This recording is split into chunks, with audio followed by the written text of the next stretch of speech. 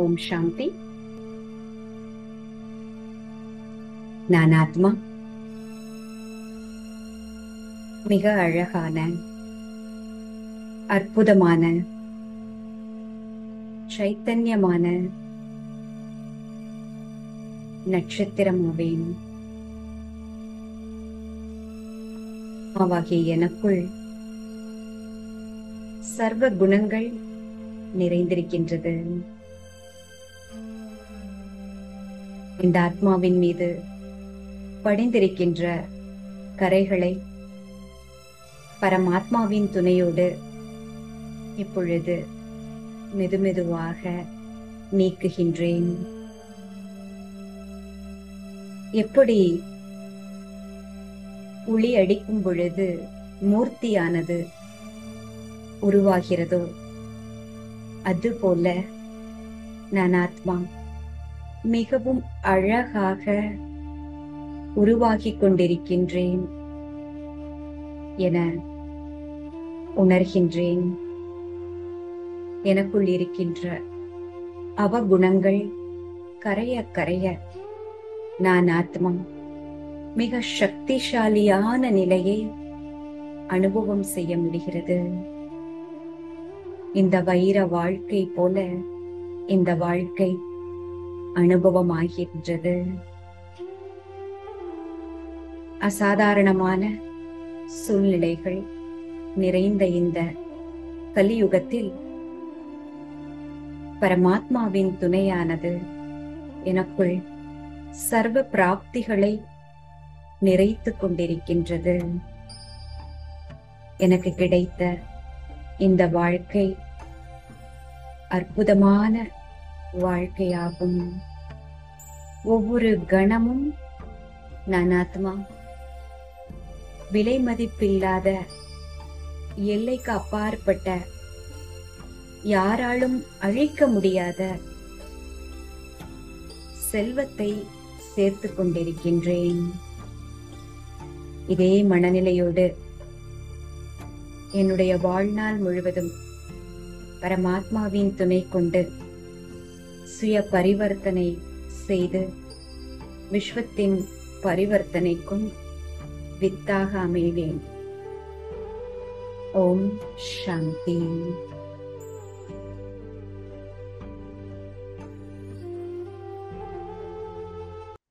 இன்றைக்கு நாம மிக அற்புதமான ஒரு சாப்டர், ராஜயோக தியானத்தினுடைய ரொம்ப பியூட்டிஃபுல்லான சில விஷயங்கள். நான் இந்த 7 days கோர்ஸ் கேட்கும் பொழுது நான் ரொம்ப விரும்பி அனுபவிச்சு கேட்ட பாடமாகும் இது. அதை நான் உங்களுக்கும் சொல்றதுல ரொம்ப சந்தோஷம் அடைகின்றேன். அது என்ன அப்படின்னா, சிருஷ்டி சக்கரம், இந்த படைப்பினுடைய சக்கரம். அதுக்கப்புறம் அதுக்கு பேரு டிராமா வீல், இப்படி பல பேர்களால அழைக்கப்படுகிறது. இந்த டிராமா வீல் அப்படிங்கிறது என்ன? நீங்க எல்லாருமே ஸ்வஸ்திகா சிம்பல் அப்படின்னு பார்த்திருக்கீங்களா? ஸ்வஸ்திகா சிம்பல், ஸ்வஸ்திக் சிம்பல் சொல்லிட்டு நம்ம கோலம் எல்லாம் போடுவோம் இல்லையா? அப்ப அந்த ஸ்வஸ்திகா சிம்பலுக்கு பின்னாடி ஒரு பெரிய ஆழமான ஆன்மீக விளக்கம் இருக்கிறது. யார் யாருக்கு இந்த ஸ்வஸ்திகா சிம்பல் பத்தி ஏதாவது ஒரு ஐடியா இருக்குது? இந்த சிருஷ்டி சக்கரத்தை பத்தி தான் இன்னைக்கு நம்ம முழுமையா பார்க்க போறோம். சரிங்களா? ரெட் கலர்ல இந்த ஸ்வஸ்திகா சிம்பல் காமிச்சிருக்கிறாங்க. இதுல 4 ஈக்குவலான பார்ட்ஸ் காமிச்சிருக்கிறாங்க. கரெக்டா? 4 ஈக்குவலான பார்ட்ஸ். அதுல ரைட் ஹேண்ட் சைட்ல, அதாவது கிளாக் வைஸ்ல பாத்தீங்கன்னா ரைட் ஹேண்ட் சைட்ல சத்தியுகமானது காண்பிக்கப்பட்டிருக்கிறது. அதுக்கப்புறம் அப்படியே கீழே பாத்தீங்கன்னா, அதாவது ஒரு கோடு, நேர்கோடு கீழ் நோக்கி வரையப்பட்டிருக்கிறது. அது திரேதா யுகம்னு காண்பிக்கப்பட்டிருக்கிறது. அதுக்கப்புறம் துவாபர யுகம், கலியுகம் அப்படின்னு சொல்லிட்டு இது ஸ்வஸ்திகா சிம்பல். இது ரொம்பவுமே சாக்ரடான சிம்பல், அதாவது மிகவும் புனிதமான சிம்பல். எந்த ஒரு காரியம் ஆரம்பிக்கிறதாக இருந்தாலும் இந்த சேக்ரெட் சிம்பிளை வரைவாங்க. ஏதாவது ஒரு கணக்கு ஆரம்பிக்கிறதா இருந்தாலும் கூட பிசினஸ் அக்கௌண்ட் புக்னு சொல்லுவாங்க இல்லையா, அந்த அக்கௌண்ட் புக்ல கூட இந்த ஸ்வஸ்திகா சிம்பிளை வரைவாங்க. ஈவன் தாய்மார்கள் என்ன பண்ணுவாங்க, சமையல் அறையில கூட காலையில அந்த சமையல் கட்டை நல்லா கிளீன் பண்ணி அங்க கோலம் போட்டு அங்க ஸ்வஸ்திகா போடுவாங்க. நானே பார்த்திருக்கிறேன் நிறைய பேர் வீட்டுல. சோ இந்த சாக்ரெட் சிம்பிள் அப்படிங்கிறது பாருங்க, கால காலமாக இது நமக்கு கொடுக்கப்பட்டிருக்கிறது. ஆனா இதனுடைய முழுமையான விளக்கம் என்ன அப்படிங்கிறது, ஆன்மீக விளக்கம் என்ன அப்படிங்கறது பாத்தீங்கன்னா நம்மள பெரும்பாலானோருக்கு தெரியாமலே இருக்கும். அப்ப நான் ராஜயோகா பேசிக் கோர்ஸ் கேட்கும் பொழுது இதற்கு பின்னாடி இவ்வளவு ஆழமான விஷயம் இருக்குதா அப்படின்னு ரொம்ப நாளுக்கு அது கேட்ட பிறகு ஒரே ஒரு ஆனந்தம். ஏதோ ஒரு சாவி கிடைச்சது மாதிரி, மந்திர சாவி கிடைச்ச மாதிரி, அது நம்மளுடைய புத்தியின் பூட்டை திறந்து விட்ட மாதிரி அப்படி ஒரு ஆனந்தம் ஏற்பட்டது. இப்ப பாருங்க, நம்ம நிறைய தேவி தேவதைகளினுடைய மகிமை கேட்டிருப்போம். உதாரணத்துக்கு கிருஷ்ணர் அப்படின்னு பாத்தீங்கன்னா உங்களுக்கு தெரியும், வசுதேவரும் தேவகியும் உடைய குழந்தை தான் கிருஷ்ணன். அந்த குழந்தை தான் தன்னுடைய தாய்மாமன் கம்சனை கொல்லுவான் அப்படின்னு சொல்லிட்டு அசரீரி ஒழிச்சிருப்போம். அதனால கம்சன் என்ன பண்ணுவான், எல்லா குழந்தைகளையும், வசுதேவன் தேவகி பிறக்கிற எல்லா குழந்தைகளையும் கொள்வதற்கு அந்த சிறையிலேயே அடைச்சு வச்சு அந்த குழந்தை பிறந்த உடனே அவங்க வந்து கொள்ளுவாங்க. அது உங்களுக்கு அந்த கதை தெரியும். அதுக்கப்புறம் என்ன ஆகும், அந்த ஒரு நாள் இரவு அன்னைக்கு புராண கதைகள்ல எப்படி சொல்லப்பட்டிருக்கிறது, கிருஷ்ணர் அப்படிங்கிறது இறைவனினுடைய ஒரு அவதாரம் என்று சொல்லப்பட்டிருக்கிறது இல்லையா. சோ அந்த கிருஷ்ணர் அவதரிக்கும் பொழுது அங்க இருக்கிற எல்லா காவல் ஆட்களுக்கும் என்னமோ ஒரு மந்திரிச்சு விட்ட மாதிரி ஒரு ஆழ்ந்த உறக்கத்துக்கு போயிடுவாங்க. ஜெயில் கதவுகள் ஆட்டோமேட்டிக்கா திறக்கும். இவர் என்ன பண்ணுவாரு, வசுதேவர் ஒரு கூடையில கிருஷ்ணரை போட்டுக்கிட்டு அந்த கரையை யமுனா நதியெல்லாம் கடந்து விருந்தாவனை அடைந்து அங்க அங்க அங்க வந்து யசோதாவுக்கும் நந்தகுமாருக்கும் இவர் கிடைச்சிருவாரு. சோ இந்த கதை உங்களுக்கு தெரியும். இப்ப கம்சன் வந்து இவரை தேடுவாரு. அதுதான் கிருஷ்ணரோட கதை. புராண கதைகள்ல நமக்கு சொல்லப்பட்டதுன்னு, கம்சன் வந்து தேடுவாரு. நிறைய அரக்கிகளை, நிறைய டெமான்ஸ் சொல்ற அந்த அரக்கர்களை அனுப்புவாரு. புத்தனா அப்படின்னு சொல்லிட்டு ஒரு அரக்கி கேள்விப்பட்டிருப்பீங்க. அந்த புத்தனா எப்படி போவா, இந்த குழந்தை அழகா தொட்டில விளையாடிட்டு இருக்கும்.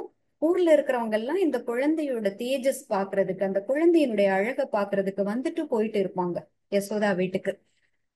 அப்ப இவங்களும் ஒரு லேடி மாதிரி, ரொம்ப அழகான லேடிக, ஒரு ரொம்ப கவரக்கூடிய ஒரு அழகோட அவங்க யசோதா வீட்டுக்கு போவாங்க. இவங்க ரொம்ப அழகா இருக்கிறாங்க, இவங்க யாரு தப்பானவங்களாக இருப்பாங்க, பார்க்கும்போது இவ்வளவு அழகா இருக்காங்களேன்னு சொல்லிட்டு யசோதா கடை என்ன பண்ணுவாங்க, அலோ பண்ணிடுவாங்க. இவங்கள பத்தி தெரியல, இவங்க அக்வைண்டன்ஸ் இல்லைன்னா கூட ஊர்ல எல்லாருக்கும் தெரியும்ல யார் யார் இருக்கிறாங்க என்ன அப்படின்னு சொல்லிட்டு. அப்படி இவங்கள தெரியலன்னா கூட அவங்க அவ்வளவு அழகு, அந்த கவர்ச்சியில இவங்களும் மயங்கி, சரி யாரோ நம்ம ஊர்க்காரங்களோட சொந்தக்காரங்க இருப்பாங்கன்னு சொல்லிட்டு அவங்க வந்து கண்டுக்க மாட்டாங்க. இவங்க என்ன பண்ணுவாங்க, அந்த குழந்தைய எடுத்துட்டு போய் தன்னுடைய தாய்ப்பால் கொடுப்பதற்காக முயற்சி பண்ணுவாங்க. அவங்க கம்சனால் அனுப்பப்பட்ட அரக்கி தன்னுடைய தாய்ப்பால்ல விஷத்தை இன்ஜெக்ட் பண்ணி, அதாவது விஷத்தை தாய்ப்பால்ல கலக்கிற மாதிரி. எல்லாம் அரக்கர்கள் தானே, அதெல்லாம் அந்த கால அந்த அந்த புராணங்கள்ல இந்த மாதிரி கதைகள்லாம் சொல்லுவாங்க. அந்த பால் குடிக்கும் பொழுது விஷத்தையும் சேர்த்து அனுப்புற மாதிரி, அதான் அந்த பிளான். அப்புறம் சின்ன குழந்தை, 6 மாத 7 மாத குழந்தை, தவழ்கின்ற குழந்தை, அந்த குழந்தை என்ன பண்ணிடுவாங்க, அந்த புத்தனாவோட அந்த உயிர் சக்தியையே இழுத்துடுவாங்க. அப்படி புத்தனா மடிவாள். மடியும் பொழுது தன்னுடைய உண்மையான ஸ்வரூபம் தெரிஞ்சு அரக்கியாக உருவெடுப்பாள். இப்படிதான் நம்ம கதையை பார்த்திருக்கோம். இதோட விட்டாங்களா, அகாசுரனாகட்டும் பகாசுரனாகட்டும் வளர்ந்து நரகாசுரனாகட்டும், இப்படி நிறைய அசுரர்களை கிருஷ்ணர் கொண்டிருக்கிறாரு இல்லையா. அப்புறம் நமக்கு வேற என்ன அசுரர்கள் எல்லாம் பேரு தெரியும் சொல்லுங்க. முருகன் பார்க்கும் பொழுது அந்த அசுரன் பேர் என்ன, பத்மாசுரன் இல்லையா. பத்மாசுரன் அப்படின்ற அசுரனை வதம் செய்தார். அதே மாதிரி துர்கைன்னு பார்க்கும் பொழுது மகிஷாசுர மர்தினி அப்படின்னு சொல்றோம். மகேஷ் அப்படின்ற ஒரு அசுரனை கொன்றதாக சொல்றாங்க. இப்படி எல்லா அவதாரங்களும் பாத்தீங்கன்னா ஏதோ ஒரு அசுரனை வதம் செய்வதற்காகத்தான் அவங்க வந்ததாக நம்ம புராண கதைகள் சொல்கிறது. உம் இப்போ உலகத்திலேயே அங்கேயாவது பாத்தீங்கன்னா கிருஷ்ணர் இருந்த காலத்துல சரி, முருகன் அவதரித்த காலங்களில் சரி, இல்ல துர்க்கை காளி இவங்கெல்லாம் இருந்த காலத்துல சரி, இல்ல கணேசர் இருந்த காலத்துல சரி அப்படின்னு சொல்லப்பட்ட அந்த புராண காலங்கள்ல சரி, அங்க அசுரர்கள் ஒன்னு ரெண்டு பேர் தானே இருந்தாங்கப்பா. இல்ல உலகம் ஃபுல்லா அசுரர்கள் இருந்தாங்களா? ம் அசுரர்கள் ஒன்னு ரெண்டு பேர் இருந்தாங்களா இல்ல நிறைய பேர் இருந்தாங்களா? ஆ அசுர உலகம்னு தனியா இருந்தது, தேவ உலகம்னு தனியா இருந்தது. அசுர உலகத்தினுடைய தலைவர் சுக்கராச்சாரியார், அதுக்கப்புறம் இவங்க ரெண்டு பேருக்கும் எந்த நேரம் பார்த்தாலும் சண்டை நடந்துட்டு இருக்கும். ஆனா இந்த அவதரிக்கும் பொழுது இந்த கிருஷ்ணராக ஒரு அவதாரமாக இருந்தாலும் சரி, இல்ல முருகனுடைய அவதாரமாக இருந்தாலும் சரி, அவங்களுடைய அவதாரத்தினுடைய நோக்கம் என்னவாக இருக்கும்னா சில குறிப்பிட்ட அசுரர்களை அழிப்பதற்காக. கரெக்டா? சொல்லுங்க. கரெக்ட். இப்ப கொஞ்சம் இந்த கலியுகத்தை கொஞ்சம் பாருங்க. இந்த கலியுகத்துல விரல் விட்டு எண்ணக்கூடிய அசுரர்கள் இருக்கிறாங்களா இல்ல நிறைய அசுரர்கள் இருக்கிறாங்களா? என்ன நீங்க நினைக்கிறீங்க? நிறைய அசுரர்கள் இருக்கிறாங்க. அப்போ எப்படி சொல்லப்பட்டது அப்படின்னா, அது ஒரு உலகம், இது ஒரு உலகம். அந்த உலகத்துல இருக்கிற அசுரர்களுக்கும் இந்த உலகத்துல இருக்கிற, அதாவது தேவ உலகத்துல இருக்கிற தேவர்களுக்கும் இடையேதான் சண்டை நடக்கும். அவங்க இருக்கிறதே வேற வேற உலகமா இருக்கும். இவங்க தேவலோகத்தை கைப்பற்றுவதற்காக இவங்க வருவாங்க அப்படின்ற மாதிரிதான் கதைகள் இருக்கும். அப்படியுமே அந்த பூமியில சில அவதார புருஷர்கள் வருவதே அந்த ஒன்னிரண்டு அசுரர்களை வதம் செய்வதற்காகத்தான் இருக்கும். அப்போ இப்பொழுது நம்ம கண்ணுல பாக்குற எல்லா இடத்துலயும் அசுரர்கள் நிறைஞ்சிருக்கிறாங்களே, ஏன் இறைவன் அவதரிக்கல இவங்களை எல்லாம் வதம் பண்றதுக்கு? என்ன நினைக்கிறீங்க?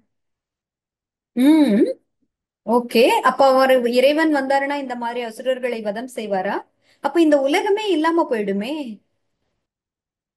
அதுதானே நம்ம இறைவனுடைய அவதாரத்தை பத்தி நம்ம பேசணும். ம் இறைவன் 1936 லேக்ராஜ் என்பவரினுடைய ஷரீரத்துல அவதாரம் செஞ்சு, உண்மையிலேயே இந்த புராண கதைகள்ல சொல்லப்பட்ட அசுரர்கள் எல்லாம் வெளியே இருக்கின்ற அசுரர்கள் கிடையாது. இந்த அசுரத்தன்மை அப்படிங்கிறது எப்படி இருக்குன்னா ஆத்மாக்குள்ளேயே இருக்குது. அந்த ஆத்மாக்குள்ள இருக்கின்ற அசுரத்தன்மையை அழிப்பதற்கு இறைவன் இந்த உலகத்துல அவதாரம் செஞ்சிருக்கிறாரு. பாருங்க, ஒரு அரக்கி எப்படி தன்னுடைய உருவத்தை மாற்றி ரொம்ப அழகான ஒரு தோற்றம் கொண்டு வர முடியும்? இது எதை குறிக்குது அப்படின்னா, சில நேரங்கள்ல நமக்கு தீயது கூட அவ்வளவு அழகா தெரியுது. தீயது கூட ரொம்ப சுகம் கொடுக்கறதா தெரியுது. தீயதுல மயங்கி போயிடுறோம். கரெக்டா? கொஞ்சம் நிறுத்தி யோசிச்சு பார்த்தோம்னா அது தீயதுன்னு மனசாட்சி சொல்லும். ஆனாலும் அது தீயதுன்னு தெரியாத அளவுக்கு அது நம்மள மயக்கிறது. சோ அதை சொல்வதற்குத்தான் இந்த அரக்கிகள் அந்த மாதிரி உருவத்தோட வந்தாங்க அப்படின்னு சொல்லப்படுது. பாருங்க, புராண கதைகள்ல என்ன விஷயங்கள் சொல்லியிருக்கிறாங்களோ அதை அப்படியே புரிஞ்சுக்கிறதுக்கான விஷயம் கிடையாது. அதுக்கு பின்னாடி நமக்குள்ளே இருக்கின்ற தீமை கூட ஏதோ நன்மை போல நமக்கு தெரியும். அதுதான் மாயை அப்படிங்கிறாங்க. மாயை எப்படிப்பட்ட தோற்றத்தோட வரும் அப்படின்னா, நம்மளை ஏமாற்றுகின்ற ஒரு தோற்றத்தோட வரும். அதுதான் அந்த புத்தனா. புத்தனாவோட கதை எதுக்கு சொன்னேன் அப்படின்னா, புத்தனா அப்படிங்கிறவ உண்மையிலேயே அரக்கி. ஆனா எப்படி வந்தா? ரொம்ப கவர்ச்சிக்கின்ற வசீகரிக்கின்ற தோற்றத்தோட வர்றா. இன்னைக்கு இந்த உலகத்துல எத்தனை விஷயங்கள் நம்மள வசீகரிக்கின்ற கவர்ச்சிக்கின்ற தோற்றத்துல வருது. அது நம்மள உள்ள நுழையுது நம்ம வாழ்க்கையில. அது அப்புறம் நம்மள வேரோடு சாய்க்குது. ஏதாவது ஒரு உதாரணம் சொல்லுங்க. என்ன விஷயம்னு சொல்லுங்க. ஏதாவது கெஸ். ம் ஃபுட்டுல எடுத்துக்கிட்டீங்கன்னா, ஃபுட் எல்லாம் எப்படி கலர்ஃபுல்லா போடுறாங்க. அதுல மசாலாஸ் எல்லாம் அந்த அஜினமோட்டோ அது இதுன்னு சேர்க்கறாங்க. அது ரொம்ப சுவையூட்டியா இருக்குது. செயற்கை கலர்ஸ் எல்லாம் போடுறாங்க. ஆனா நமக்கு தெரியுது, அதை யோசிச்சு பார்த்தோம்னா இது கெட்டதுன்னு தெரியுது. ஆனா அதை எடுத்து நம்ம சாப்பிடுறோம். அப்புறம் அப்புறம் என்ன? TV serials. ம் அப்புறம் ஓகே, பிளாஸ்டிக் பொருட்கள். ஓகே. ம். அதாவது நம்மளுடைய இயல்பான ஒரிஜினலான குணத்தை மறைக்கும் அளவுக்கு சில விஷயங்கள் வருது. அது மாயை. புரியுதுங்களா? அதாவது ம் நம்மளுடைய இயல்பான ஒரிஜினலான குணங்களை மறைக்கும் அளவிற்கு சில விஷயங்கள் நமக்கு வருது. அது நமக்கு என்ன தெரியுதுன்னா அது ரொம்ப சுகம் கொடுக்குது. அதுதான் ஸ்வர்க்கம், அதுதான் ரொம்ப நல்ல விஷயம்னு நினைக்கிறோம். சோ அது மாதிரி என்ன விஷயங்கள் இருக்குது? முகஸ்துதி. யாராவது நம்மளை பாராட்டுனா நமக்கு நமக்கே தெரியாம மகிழ்ச்சி அடைகிறோம், பயாஸ்டாவும் ஆறோம். பாருங்க, பயாஸ்டாவும் ஆறோம். எந்த விஷயத்த நம்ம அந்த இடத்துல மறந்துடுறோம்? நமக்குள்ளே இருக்கின்ற டேலண்ட்ஸ் ஆகட்டும், நமக்குள்ளே இருக்கின்ற எந்த ஒரு ஸ்பெஷாலிட்டிஸ் ஆகட்டும், இது இறைவனால் கொடுக்கப்பட்ட ஒரு பிரசாதம். அந்த இடத்துல அதை மறந்துடுறோம் பாருங்க.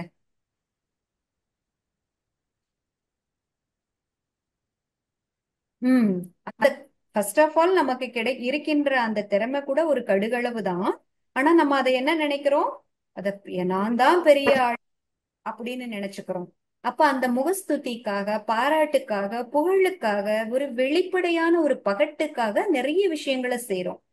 ஆனா அதுதான் இந்த உலகத்துல இதுதான் வேணும் அப்படின்னு நினைக்கிறோம். இது எவ்வளவு அல்ப காலத்திற்கான சுகம்னு தெரியாம போகுது.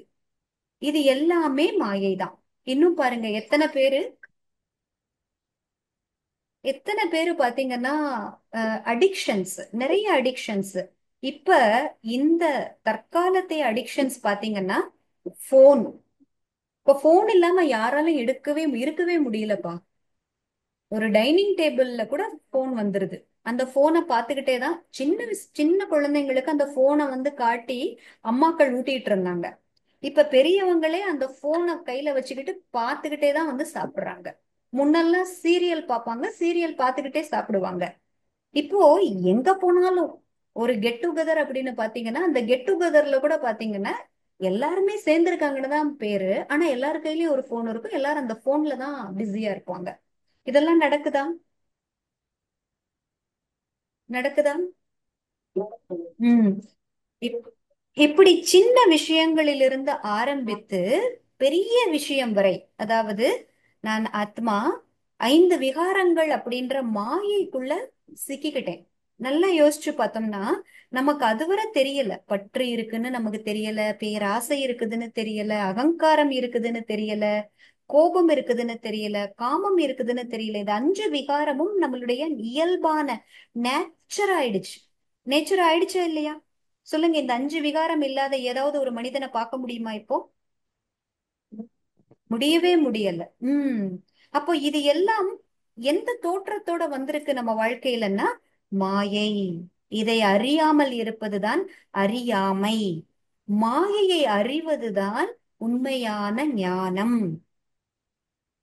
அப்ப இந்த ஞானத்தை கொடுப்பதற்காக, தன்னை யார் என்று உணர்த்துவதற்காக, நான் ஆத்மா அப்படிங்கிறத உணர்றேன். இந்த ஆத்மான்ற இந்த உணர்வுக்குள்ள வரும் பொழுதுதான் நான் எத்தனை விஷயங்கள்ல சிக்கிக்கிட்டு இருக்கேன் அப்படிங்கறதே எனக்கு தெரியுது. அதுவரை எனக்கு தெரியவே இல்லை, இல்லையா? அப்ப மாயை எப்படி வருது? டிசீவிங் நேச்சர்ல வருது. இன்னும் மாயை வேற என்ன ரூபத்துல வருது? பயங்கரமான ரூபத்துல வருது. பாருங்க, இன்னைக்கு பாருங்க, எத்தனை இந்த டெரரிஸ்ட் ஆகட்டும், இல்ல சமூக விரோதிகள் ஆகட்டும், அவங்க எப்படிப்பட்ட ஒரு ஒரு பலத்தை காமிக்கிறாங்க அவங்க அப்படின்னா, எனக்கு ஆயுத பலம் இருக்குது, எனக்கு புஜபலம் இருக்குது, எனக்கு பணபலம் இருக்குது, பதவி பலம் இருக்குது. கரெக்டா? இதன் மூலமாக அவங்க என்ன மாதிரி ஒரு இதுல வர்றாங்க, ஒரு இமேஜ்ல வர்றாங்க அப்படின்னா, என்கிட்ட எதுவுமே ராங் வச்சுக்க முடியாது. வராங்களா இல்லையா? அது பயங்கர ரூபத்துல இருக்கா இல்லையா? ம். ம்.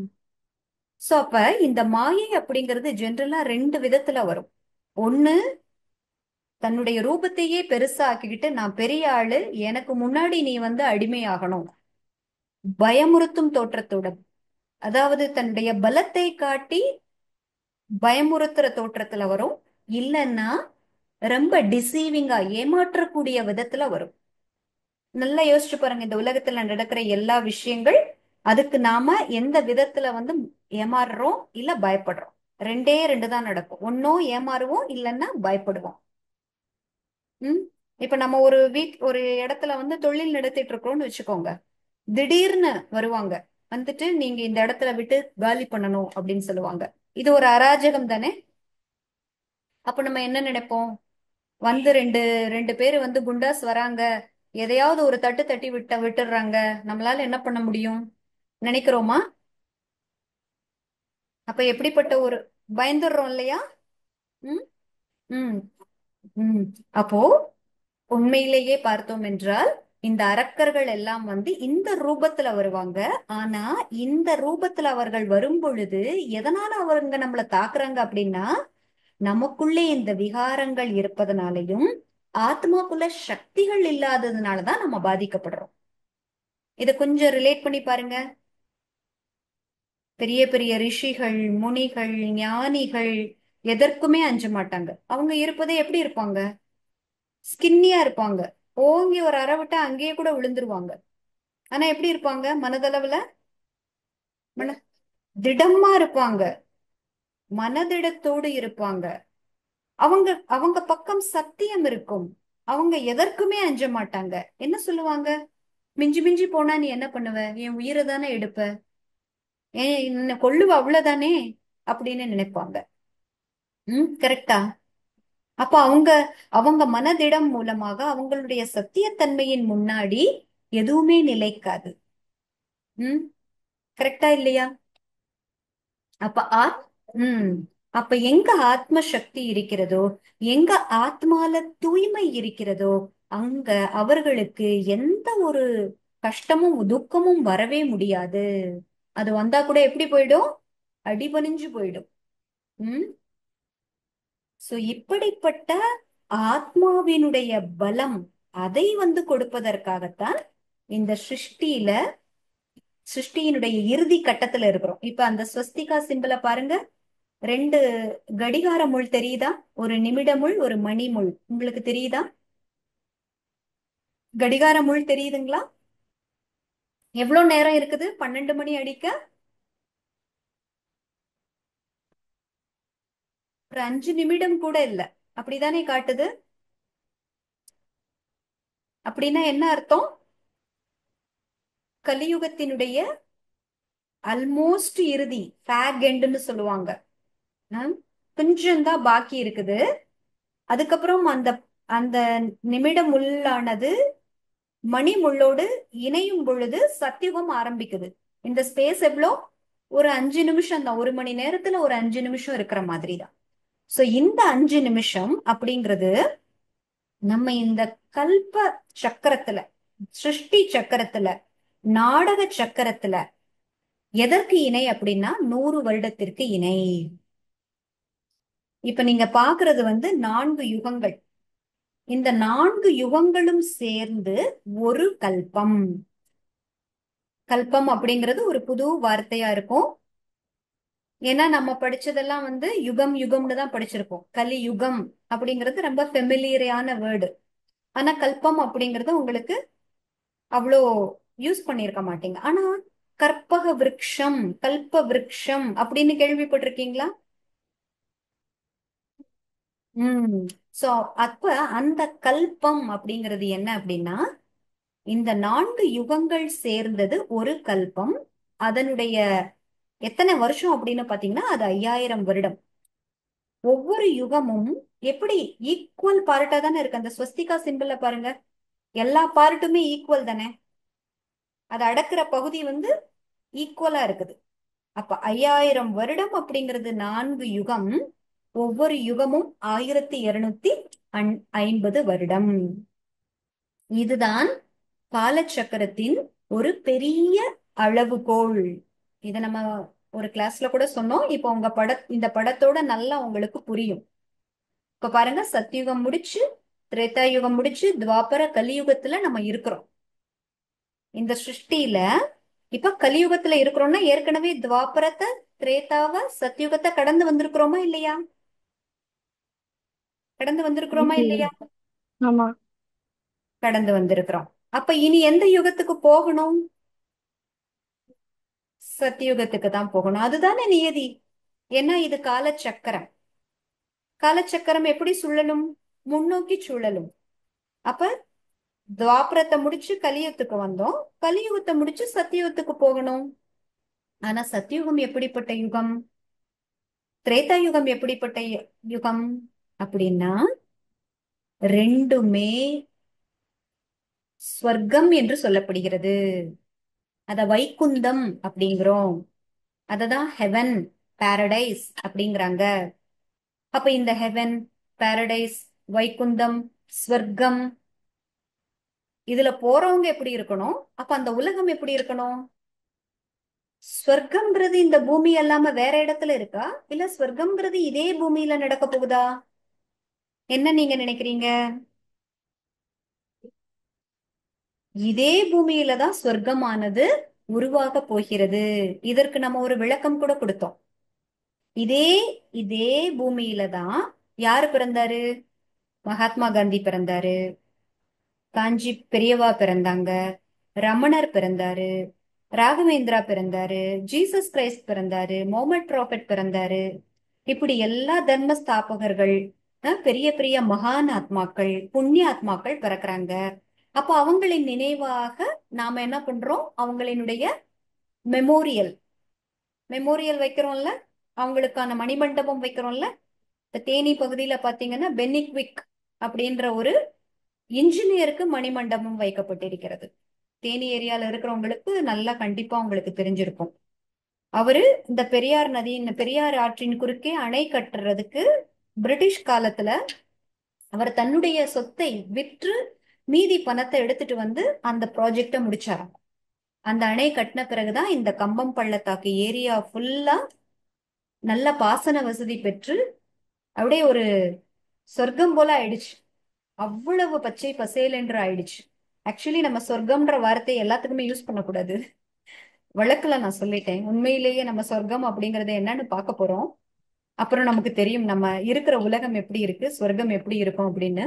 சோ அப்படிப்பட்ட ஒரு ஆத்மா, வாழ்ந்து சென்ற ஆத்மா, அவருக்கு ஒரு மரியாதை செலுத்தணும் அப்படிங்கிறதுக்காக அவருக்குன்னு ஒரு மெமோரியல் கட்டி வச்சிருக்கிறாங்க. ஏ அதாவது அவருக்குன்னு ஒரு நாள் வந்து பொங்கல் வச்சு அதை வந்து படைப்பாங்க. அப்ப இங்கு வாழ்ந்து இங்கு ஏதோ அருஞ்சாதனைகள் செய்து மக்களுக்கு ஏதோ ஒரு நல்லது செய்கின்ற ஆத்மாக்களுக்கு தான் இங்க ஒரு மெமோரியல் கட்டப்படும். கரெக்டா? நினைவு மண்டபம் கட்டப்படும். சரியா இல்லையா? இன்னைக்கு யாருக்கு நிறைய கோயில்கள் இருக்குது சொல்லுங்க? எந்த தெய்வத்துக்கு நிறைய கோயில்கள் இருக்கு? பிள்ளையார், அப்புறம் சிவன், விநாயகர், அப்புறம் முருகன். எத்தனையோ அம்மன்கள். ஆமா. ம் அம்மன்கள் அந்தந்த இடத்துக்கு அந்தந்த பேர், வேற வேற பேரு கொடுப்பாங்க. கஞ்சி காமாட்சி, காசி விஷாலாட்சி, மதுரை மீனாட்சி, சமயபுரம் மாரியம்மன், இப்படி நிறைய அம்மன்களுடைய கோயில்கள் இருக்குது. அப்புறம் கிருஷ்ணரை மறந்துட்டீங்களே. கிருஷ்ணர் பெருமாளாக திருப்பதி, அங்க பாருங்க சீனிவாசன் அப்படின்னு சொல்லுவாங்க, பெருமாள்னு சொல்லுவாங்க, திருப்பதி மலை ஆண்டவன்னு சொல்லுவாங்க. கிருஷ்ணராகவும் கோயில்கள் கொடுக்கப்பட்டிருக்கும். பாத்தீங்கன்னா நாடு முழுவதும் பாத்தீங்கன்னா கிருஷ்ணனுடைய கோயில் எல்லாம் வந்து ரொம்ப பிரம்மாண்டமா, ரொம்ப செலவு செஞ்சு ரொம்ப அழகா அமைச்சிருப்பாங்க. இஸ்கான் அவங்களோட இதெல்லாம் பாத்தீங்கன்னா தெரியும். அது மட்டும் இல்ல, அயல் நாடுகள்லயும் கிருஷ்ணரோட கோயில்கள் ரொம்ப ரொம்ப பியூட்டிஃபுல்லா இருக்கும். கேள்விப்பட்டிருக்கீங்களா? கேள்விப்பட்டிருக்கீங்களா? ம் ம் ம் அப்போ இவங்கெல்லாம் எங்க இருந்தாங்க? எங்க இருந்திருப்பாங்க? இதே உலகத்துல தானே இருந்திருக்கணும். இதே உலகத்துல, சத்தியுகத்துல இருக்கணும். ஆனா அந்த சத்தியுகம்ங்கிறது இதே உலகம் தானே, இதே பூமி தான். இப்ப நம்ம வாழ்ந்து கொண்டிருக்கின்ற இதே பூமி தான். அப்ப இதே பூமியில வாழ்ந்த அவர்கள் எப்படி அப்படிப்பட்ட தலை சிறந்த இறைவன் இறைவன் அப்படின்னு வழிபடும் அளவிற்கு அவர்களுடைய நிலை எப்படி அப்படி ஆச்சு? இப்ப இந்த கலியுகத்துல இருக்கிறோம். நம்ம இந்த கலியுகத்துல எல்லாருமே இந்த அசுரத்தன்மையில நிறைஞ்சு இருக்கிறோம். விகிதாச்சாரம் தான் கொஞ்சம் வேற மாதிரி இருக்குது. அப்படி ஒண்ணும் சொல்ல முடியாது. என்கிட்ட சிறிதளவு கூட எந்த விதமான அவகுணமும் இல்ல, ஒரு துளி அளவு கூட இல்ல அப்படின்னு யாராவது இருக்கிறாங்களா? சொல்லுங்க. இல்லவே இல்ல. ஆனா கிருஷ்ணரை என்ன சொல்லுவாங்க அப்படின்னா, 16 கலைகள் பொருந்திய, 16 கலைகள், ஆர்ட். அது என்ன அப்படின்னு இந்த கிளாஸ் முடிச்ச உடனே உங்களுக்கு ஒரு டாக்குமெண்ட் அனுப்புறேன், 16 கலைகள் அப்படின்னா என்னங்கறத. சோ அந்த 16 கலைகள் பொருந்திய, சர்வ குணங்கள் நிறைந்த, இப்ப ஆத்மாவினுடைய 7 குணங்கள் இருக்குன்னா விகிதாச்சாரத்துல இல்ல. ஒரு 50%, 80%, 95% எனக்கு அன்பு இருக்குது, ஒரு 5% எனக்கு அன்பு இல்ல, இவங்களெல்லாம் பார்த்தா மட்டும் எனக்கு பிடிக்காது, மத்தபடி எல்லாரையும் பிடிக்கும், எல்லார் மேலயும் அன்பு இருக்குது, அப்படி கிடையாது.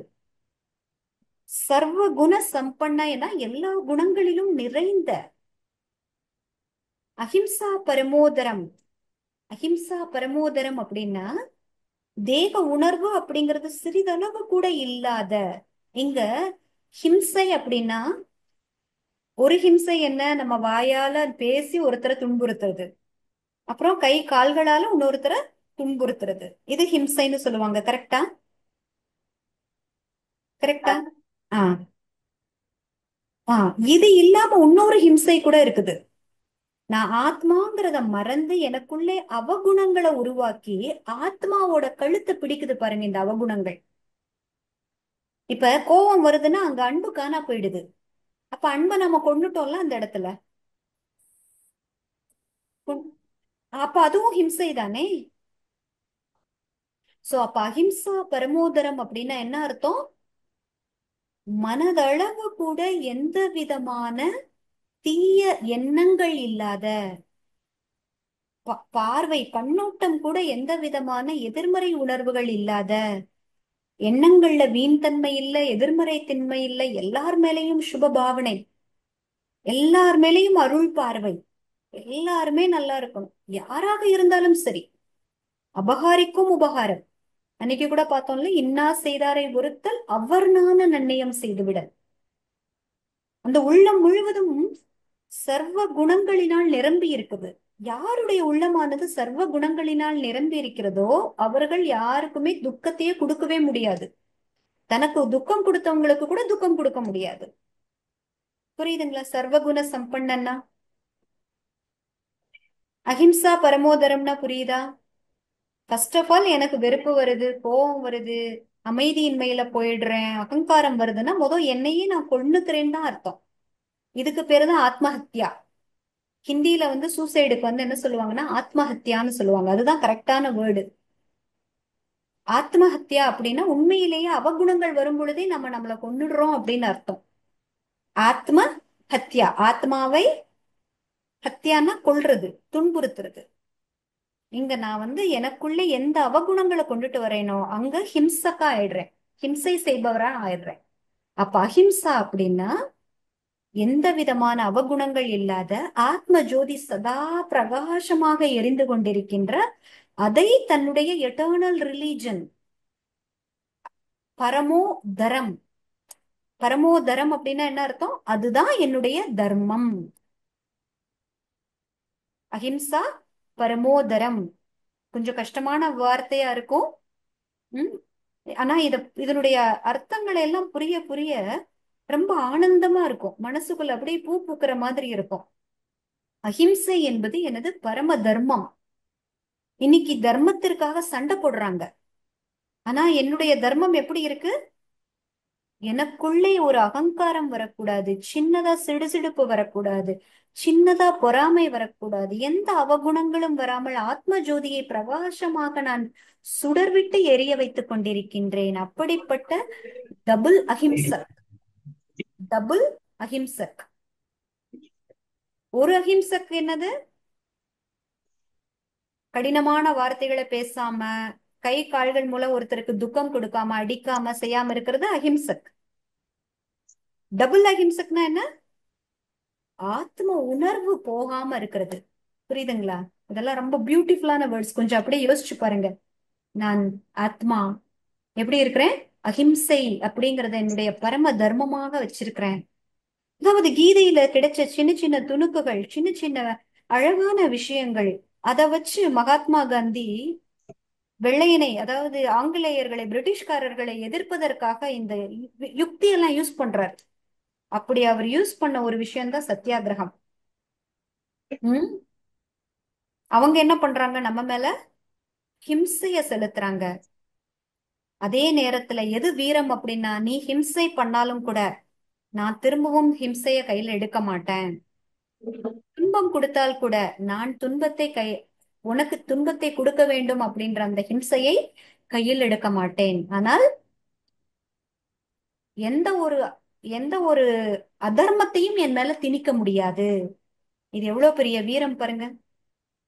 ம் அப்ப ஆத்ம உணர்வு, ஆத்மாவினுடைய சக்தி, ஆத்மாக்குள்ள சர்வ குணங்கள் நிறையுது, ஆத்ம சக்திகளை எல்லாம் வந்து தாரணை பண்ணுது. அப்ப இந்த மாதிரி ஒரு வீரம் வந்துரும்.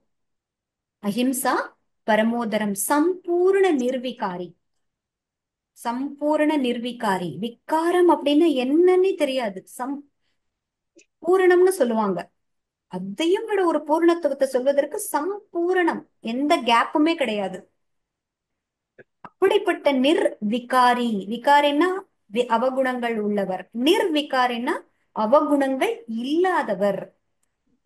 இந்த 5 மகிமைகளும் தேவாத்மாக்களுக்கு பொருந்தும். அப்ப கிருஷ்ணர் யாரு? அப்படிப்பட்ட தேவாத்மா. இன்னொரு வாட்டி சொல்லலாம், நீங்க நோட் பண்றதுன்னா நோட் பண்ணி வச்சுக்கோங்க. பியூட்டிஃபுல்லான வேர்ட்ஸ், இதை நமக்கே நம்ம அப்ளை பண்ணலாம். 16 கலைகள் உங்களுக்கு விளக்கம் கொடுக்கல, அது கூடிய சீக்கிரம் வாட்ஸ்அப்ல ஷேர் பண்றேன். 16 கலைகள் பொருந்திய சர்வகுண சம்பன்ன அஹிம்சா பரமோதரம் சம்பூர்ண நிர்விகாரி. ஓகேங்களா? இந்த மகிமைக்குரியவராக யார் இருப்பாங்க அப்படின்னா தேவ ஆத்மாக்கள் இருப்பாங்க. அந்த தேவாத்மாக்கள்ல முதன்மையானவர் யாரு? கிருஷ்ணர். கிருஷ்ணர் யாரு? நம்ம கிருஷ்ணர் யார் கிருஷ்ணராக ஆக போறாங்க சொல்லுங்க பார்க்கலாம். லேக்ராஜ் அவரோட கதை கேட்டீங்கல்ல? இப்ப லேக்ராஜ் ஆத்மா, அதாவது கிருஷ்ணருடைய ஆத்மா தன்னுடைய 84வது பிறவியில, அதாவது தன்னுடைய கடைசி பிறவியில, இங்க கடைசி பிறவினா என்ன அர்த்தம்? அந்த கல்பத்தினுடைய கடைசி பிறவி. அந்த கிருஷ்ணர் ஆத்மா தான் தன்னுடைய கடைசி பிறவியில என்ன ஆறாரு? லேக்ராஜ். ஆஹ் அந்த லேக்ராஜுடைய ஷரீரத்துல பரமாத்மா சிவன் அவதரிக்கிறார். இவர் அவதரிச்ச காலத்திலிருந்து இவர் என்ன பண்றாரு? நம்ம பார்த்தோம், அவருக்கு பேரு வச்சாரு பிரம்மா அப்படின்னு. எதற்காக பேர் வச்சாரு? எதை படைப்பதற்காக பேரு வச்சாரு? இந்த சத்யுகத்தை ஸ்தாபனை செய்வதற்காக. ஆதி சனாதன தேவி தேவதா தர்மம், இதையும் நல்லா நோட் பண்ணி வச்சுக்கோங்க. இப்ப வந்து நம்ம சனாதன தர்மம் சனாதன தர்மம் சொல்லிட்டு இப்ப மீடியாஸ்ல எல்லாம் இந்த வார்த்தை கொஞ்சம் புழக்கத்துல வந்திருக்கு. ஆனா இதற்கான பொருள் என்ன? ஆதினா என்ன? முதன்மை. ஆதி சனாதன தேவி தேவதா தர்மம். ஆதியில் வாழ்ந்த மனிதனினுடைய தர்மம் என்ன அப்படின்னா அந்த தேவி தேவர்களின் தர்மம். அந்த தர்மத்தை தோற்றுவித்தவர் யாரு? பரமாத்மா சிவன். ஸ்வர்க்கம், சொர்க்கத்துல, அதாவது சத்தியுகம் திரேதா யுகம், இந்த ரெண்டுலயுமே மனிதர்கள் எப்படி வாழ்ந்தார்கள்? தெய்வீக குணங்கள் நிறைந்த தேவ ஆத்மாக்களாக வாழ்ந்தார்கள். வாழ்ந்தார்களா இல்லையா? அப்ப இந்த தேவி தேவர்கள், அந்த தேவ குலத்தை உருவாக்கணும் அப்படின்னா ஏற்கனவே இப்ப கலியுகத்துல இருக்கிற மனிதர்கள் தானே தேவர்களாக ஆகணும், இல்ல வேற யாராவது புதுசா படைப்பார் அவரு? இந்த மனிதர்கள் தான் தேவர்களாகணும். ஏன்னா நம்ம ரொம்ப விளக்கமா இதை பத்தி படிச்சுட்டோம். படைப்பு அப்படின்னா ஆத்மாக்குள்ள இருக்கின்ற அதர்மத்தை அழித்து தர்மத்தை நிலைநாட்டுவது. அஹிம்சா பரமோதரம், சர்வ குண சம்பன்ன, உம் சோலாகலா, 16 கலைகள் நிரம்பிய. அப்ப நாம தான் கலைகள் அற்றவளாக ஆகிட்டோம். உம் எப்படி பேசுறதுன்னு தெரியல, எப்படி அட்ஜஸ்ட் பண்றதுன்னு தெரியல, எப்படி ஒரு தலைமை தாங்கணும்னு தெரியல. நிறைய விஷயங்கள் தெரியாம போயிட்டோம். எந்த கலைகளும் மற்றவர்களாக ஆகிட்டோம்.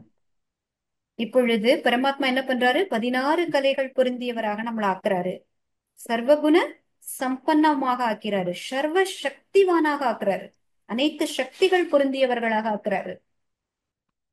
ஓகே, அப்ப இந்த கலியுகத்தின் இறுதியில யாரு இருக்கிறாங்களோ அவர்கள் தான் எங்க போகணும்? சத்தியுகத்துக்கு போகணும். ஆனா அப்படியே கூப்பிட்டுட்டு போக முடியாது. நம்ம பார்த்துட்டோம். அங்க ஒரு அகாசுரன், பகாசுரன், ஒரு புத்தனா, ஒரு நரகாசுரன், ஒரு கம்சன், ஒரு பத்மாசுரன்.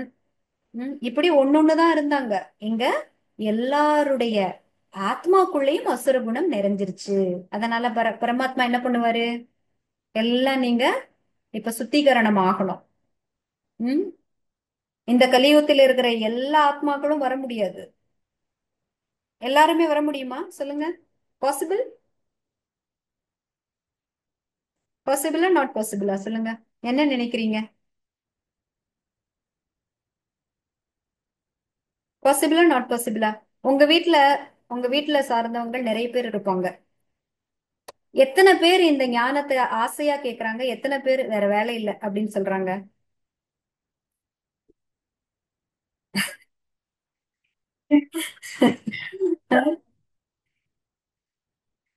அஹ், அதாவது இந்த ஒவ்வொரு ஞானமும் எப்படின்னா ஒரு ரத்தினத்திற்கு சமமானது. அதுக்கு விலை மதிப்பே கிடையாது. இது எல்லாம் ஃப்ரீயா வேற கிடைக்குது. இது பரமாத்மாவே வந்து கத்து கொடுக்கறாரு. ஆனா எத்தனை பேரால இத வந்து கிரகிக்க முடியுது? எல்லாராலையும் கிரகிக்க முடியலங்கிறத நம்ம கண்கூடா பார்த்துட்டு இருக்கிறோம். கரெக்டா இல்லையா? ஆனாலும் பரவாயில்ல. மகாபாரதம் பாத்தீங்கன்னா பாண்டவர்கள் 5 பேர் தான். கௌரவர்கள் எத்தனை பேர் இருந்தாங்க?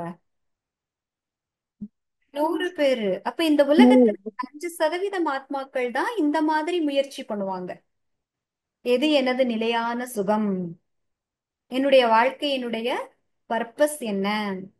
நான் எதற்காக பிறந்திருக்கிறேன்? நான் என்ன ஆகணும்? இறைவனினுடைய அன்பை நான் எப்படி பெறுவது?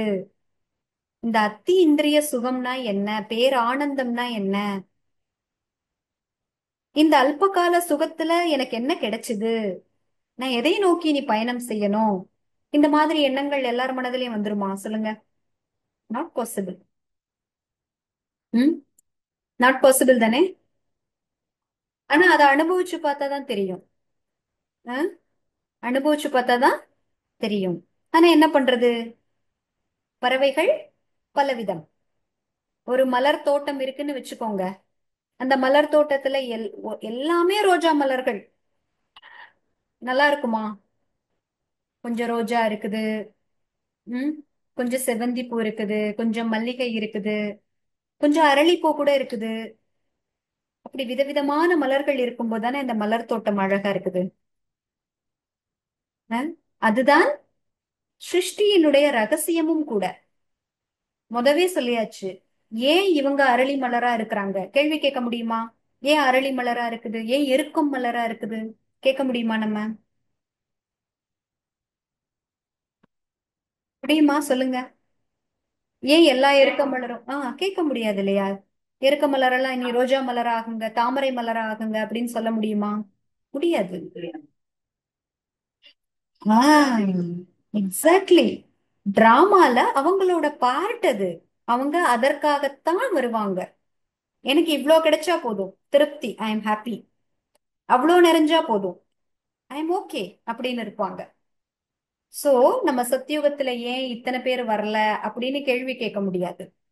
அவங்க அந்த அளவு முயற்சியும் பண்ண மாட்டாங்க. ம் ஓகே, இந்த பாயிண்ட் கிளியர் தானே? ம் ஓகே, இப்ப இந்த கலியுகத்திலிருந்து சத்தியுகத்துக்கு டிரான்ஸ்பர் ஆவதற்கு நடுவுல ஒரு யுகம். அந்த 5 நிமிடம் காமிக்குது பாருங்க. அந்த ஸ்வஸ்திகா சிம்பல்ல இப்ப பாக்குறோம்ல, அந்த 5 நிமிஷம் அது வேற ஒண்ணும் கிடையாது. சங்கம யுகம். சங்கமம்னா என்ன? ரெண்டு விஷயம் மீட் பண்றதுதான் சங்கமம்னு சொல்லுவாங்க. கரெக்டா? ம் நதி நதி நதி அத்தனையும் கடலில் சங்கமம், நட்சத்திரம் அத்தனையும் வானில் சங்கமம் அப்படின்னு ஒரு பாட்டு கூட வரும்ல. அது போல இங்க கலியுகமும் சத்யுகமும் இணைவதற்கு முன்னாடி ஒரு சங்கமம் ஏற்படுது. இந்த கலியுகமானது டைரக்டா சத்தியுகமாக ஆக முடியாது. இந்த கலியுகம் சத்தியுகமாக ஆவதற்கு முன்னாடி இது ரெண்டையும் இணைக்கின்ற ஒரு யுகமாக சங்கம யுகம் இருக்கிறது. இந்த சங்கம யுகம் எதனுடைய யுகம் என்றால் ஆத்மாக்களாகிய நாம பரமாத்மாவை சந்திக்கின்ற யுகம். இந்த சங்கமம் நடக்குது. கும்பமேளா அப்படின்னு கேள்விப்பட்டிருக்கீங்களா? 12 வருடத்திற்கு ஒரு முறை நடக்கும். ஆஹ் அது வந்து என்ன சொல்லுவாங்க, நதிகள் கடலோடு இணைவது அப்படின்னு கும்பமேளாவை சொல்லுவாங்க. அதுதான் வந்து அதனுடைய ஒரு விளக்கமா சொல்லப்பட்டிருக்கும். இப்ப ஆத்மாக்களாகிய நாம எப்படி இருக்கிறோம்? நதி போலதான் இருக்கிறோம். இறைவன் எப்படி இருக்கிறார்? ஆத்மா எப்படி இருக்குது? ஆத்மா இந்தந்த குணங்கள் கொண்டிருக்கிறது. இறைவன் அந்த குணங்களின் கடலாக இருக்கிறார் இல்லையா? அப்ப அந்த விதத்துல ஆத்மாக்களாகிய நாம சுகம், சாந்தி, சக்தி, ஞானம் அப்படின்னு அனைத்து குணங்களின் கடலாக இருக்கின்ற இறைவனோடு சங்கமிக்கிறோம். சங்கமிக்கிறோம்னு என்ன பண்றோம்? மீட் பண்றோம். இந்த மீட்டிங் எப்படி இருக்குது? ரொம்ப அக்யூரேட்டான மீட்டிங்கா இருக்குது. நம்ம இதுவரை வந்து இறைவனை நிறைய நினைவு செஞ்சிருக்கிறோம். ம், கரெக்டா? நினைவு செய்யாத நாள்னு இருக்கா? நிறைய பேரு ரொம்ப பயபக்தியோட காலையில எழுந்த உடனே தூக்கம் கண்ணு முழிச்ச உடனே கையை தேய்ச்சிட்டு கண்ணுல வச்சு ஏதாவது சொல்லுவாங்க. ஓம் நமோ நாராயணாய ஏதாவது சொல்லுவாங்க. அதே மாதிரி தூங்குவதற்கு முன்னாடி கூட சொல்லுவாங்க. எனக்கு கூட எங்க பாட்டி ஒரு ஸ்லோகம் சொல்லி கொடுத்தாங்க. நாராயணான்னா நரகம் கிடையாது, கோவிந்தான்னா குறை கிடையாது, ஸ்ரீராமான்னா எந்த விதமான இது கிடையாது, கஷ்டம் கிடையாது, கிருஷ்ண பகவானே என் கூடவே இருந்து என்ன ரட்சிப்பாயாக அப்படின்னு சொல்லிட்டு தூங்கு பாப்பா அப்படின்னு சொல்லி கொடுத்துருக்காங்க சின்ன வயசுல. அப்படி நம்ம நம்ம வாழ்க்கையில இறைவனை நினைவு செய்வதற்காக நிறைய மெத்தட்ஸ் நம்ம யூஸ் பண்றோம். எழுந்த உடனே நம்ம இறைவனை நினைவு செய்யணும். குளிச்சு முடிச்சிட்டு உடனே நேரா பூஜை ரூமுக்கு தான் வரணும். சாப்பிடுவதற்கு முன்னாடி இறைவனை வந்து துதிக்கணும், தீபாராதனை கொடுக்கணும், குங்குமம் திருநீர் எடுத்து நெத்தியில பூசிக்கணும். உம் இன்னும் சில பேர் என்ன பண்ணுவாங்க, சாப்பிடுவதற்கு முன்னாடி சாப்பாடு தட்டு தட்டு சாப்பாடானது தட்டுல விழுந்த உடனே ஒரு தடவை இறைவனை நினைச்சுக்குவாங்க. இப்படி பல விதங்கள்ல நம்ம இறைவனை நினைவு செய்தோம். ஆனா ஆத்மா பேட்டரி சார்ஜ் ஆச்சா? சார்ஜ் ஆச்சா? இல்லவே இல்ல.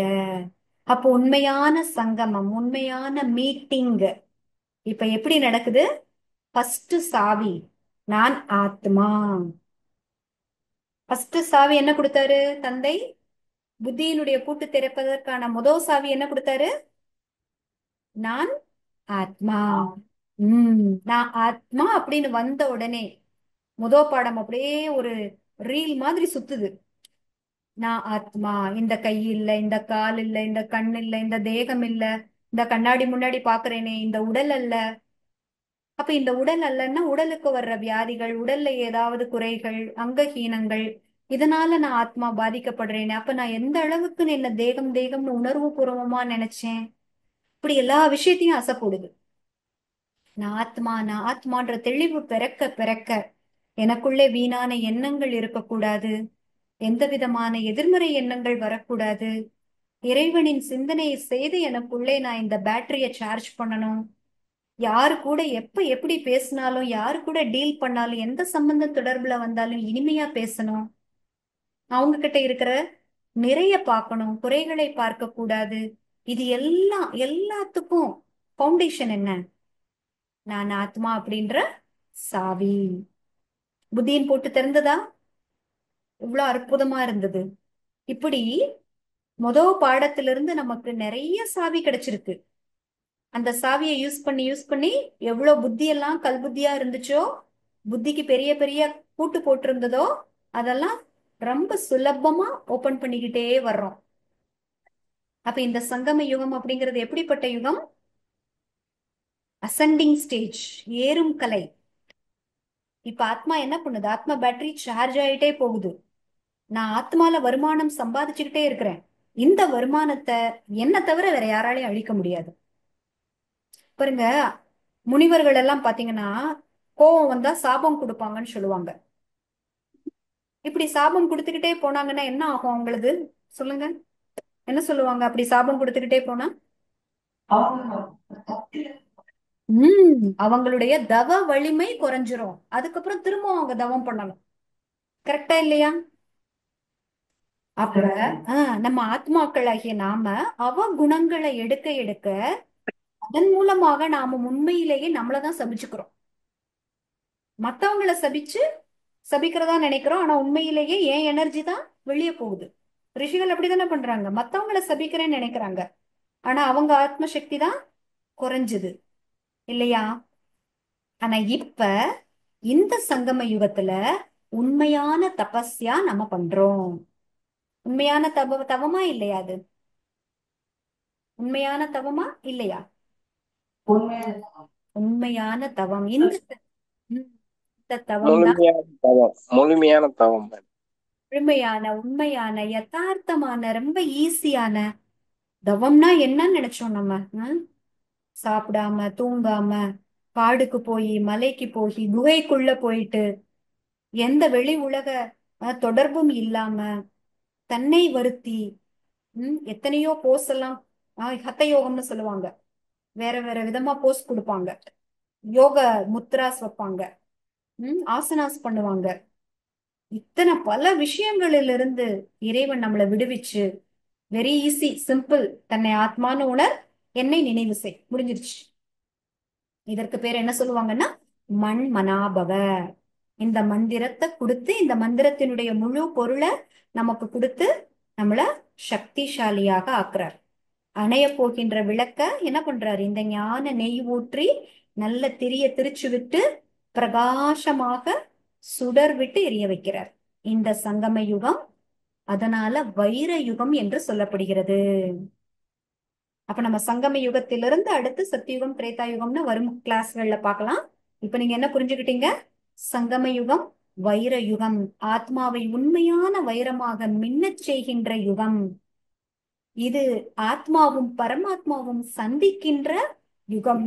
கலியுகத்திற்கும் சத்தியுகத்திற்கும் இடையேயான யுகம், குட்டி யுகம், 100 வருடமே இருக்கின்ற யுகம். ஓகேயா?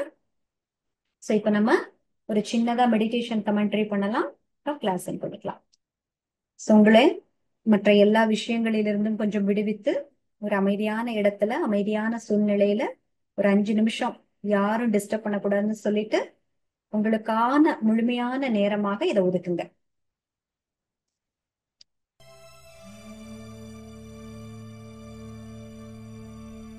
ஓம் சாந்தி.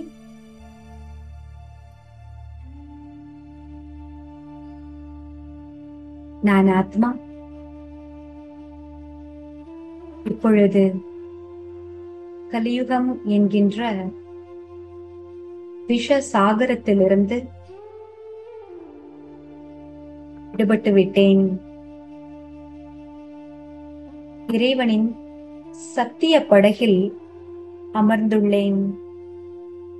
இந்த படகின் நங்கூரமானது எடுக்கப்பட்டு விட்டது. கலியுகம் என்கின்ற விஷ சாகரத்திலிருந்து எனது படகானது புறப்பாடு செய்துவிட்டது. இந்த சத்தியத்தின் படகில் நான் ஆத்மா, இறைவனே படகோட்டியாக என்னை அக்கறைக்கு அழைத்து செல்கின்றார். படகின் பயணம் அதி அற்புதமாக இருக்கிறது. படகானது ஆட்டம் போடுகிறது. ஆனால் இறைவன் படகோட்டி என்பதை அறிந்த நான் இதை கூட கேளிக்கையாக பார்க்கின்றேன். படகோட்டி இறைவன் என்னை அக்கறை சேர்ப்பார் என்கின்ற ஆழமான நம்பிக்கை மனதில் ஏற்படுகிறது.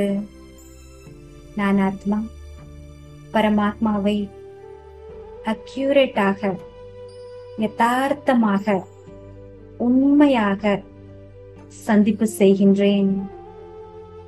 இந்த சந்திப்பானது அவருடைய குணங்களின் சாயத்தை எனக்குள் பூசுகின்றது. அவருடன் நான் சத்தியமான ஹோலி பண்டிகையை கொண்டாடுகிறேன். அவர் என்னை அன்பின் வர்ணம், அமைதியின் வர்ணம், மகிழ்ச்சியின் வர்ணம் என்று பலவித வர்ணங்களினால் என்னை அலங்கரித்துக் கொண்டிருக்கின்றார். சங்கம யுகமானது வைர யுகமாக எனக்கு தெரிகின்றது. அனைத்து பிராப்திகளையும் சேர்க்கின்ற, சம்பாதிக்கின்ற மிக அற்புதமான யுகமாகும். இந்த சங்கம யுகத்தில் ஆத்மாவானது ஏறும் கலையில் செல்கின்றது. இவற்றையெல்லாம் நாள் முழுவதும் மனமானது இசை போட்டுக்கொண்டே இருக்கிறது. ஒவ்வொரு ஞானத்தின் மூலமாக புத்தியின் பூட்டு திறந்து ஸ்வர்க்க வாசல் திறப்பது என்ற அனுபவமாகின்றது. நான் ஆத்மா 16 கலைகள் பொருந்திய சர்வகுண சம்பன்ன அஹிம்சா பரமோதரம் சம்பூர்ண நிர்விகாரி என்கின்ற மகிமையை பெறுவதற்கான, தேவதை ஆவதற்கான படிப்பினை படித்துக் கொண்டிருக்கின்றேன். இந்த மகிழ்ச்சியோடு, ஊக்க உற்சாகத்தோடு ஒவ்வொரு நாளும் சங்கம யுகத்தில் நான் கழிப்பேன். ஓம் சாந்தி, ஓம் சாந்தி, ஓம் சாந்தி.